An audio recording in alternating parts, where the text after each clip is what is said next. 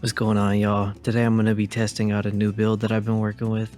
It's called the Snowstorm Summoner. The two key towers of this build are based around the middle path Ice Monkey and the bottom path Wizard Monkey. Both of these towers are two of my favorite towers to play with, and I'm throwing in a Druid Monkey as my third pair. That way I have an economy tower. Now I may try to get my Druid up before round 12, though depending on how aggressive he is, I may get it before round 17 instead, but I'm going to start off with the standard Druid start. I'm going to go with 2 Druids, and then I'm going to go for the double tap bottom path. When I leak lives, they get attack speed, which is very, very strong. You can just choose how much you want to leak early, and you can get a pretty solid double Druid combo down. I want to try to get my Oban down kind of early too. Looks like it's another Dartling Gunner again. I have like a 90% win rate versus Dartling Gunners, by the way. Like, most of these lose on round 18, so I can see if I can lose them again. He's sending greens, which is good for me. It's good for me because I can get the attack speed on my double Druids. These two are going to start popping off once they get the Oban Pierce. And then I'm going to give them the top path just to get that extra little bit in to hold against those greens. Now in this game, some of my favorite towers are the Buccaneer and the Engineer. I like the Engineer too. He doesn't really fit into this team comp. I needed money generation in the mid to late game, and Engineer is kind of like an early pick or like a super late game pick if you're doing that Cuxel trap. Druid is a good early game and mid game unit, both for defense and economy, so I chose Druid this time.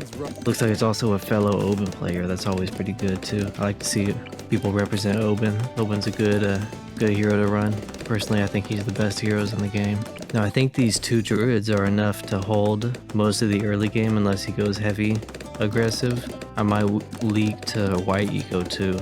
If I do, I can just get like a lightning or something. I think that's what I'm gonna do right here actually. I'm gonna save a little bit for it. There we go, that should hold the pinks fine. My eco is really low this game compared to some of the other games, but I'm gonna roll with it, should be fine. Looks like he's going the standard Dartling Gunner build, maybe Hydra around round 9 to 12, and then I bet he he loses at round 18, we'll see. I'm gonna go and get my Wizard Monkey down too. I want to get Shimmer up before round 12, that's my anti-camo defense, and then I'll probably try to get the Snowstorm before round 17.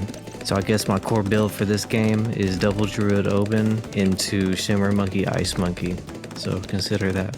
I'd like to have at least the 600 to 700 eco by now, but again, it's running a little slow just to make sure I'm defending against all these pushes. I'm at about half life, which is right around where I want to be. Being around a third life is kind of sketchy sometimes, but with half, usually you can gauge your defense pretty well. I think I'm gonna go ahead and save for the Shimmer. I don't need it to round 12, but rounds 10 and 11 pass very quickly.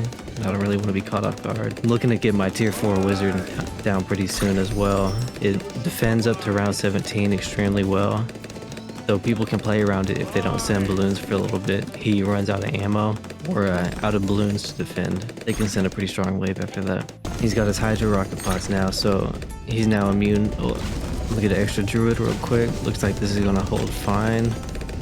Yeah, we're good. I think this is where I start getting my second Ice Monkey down.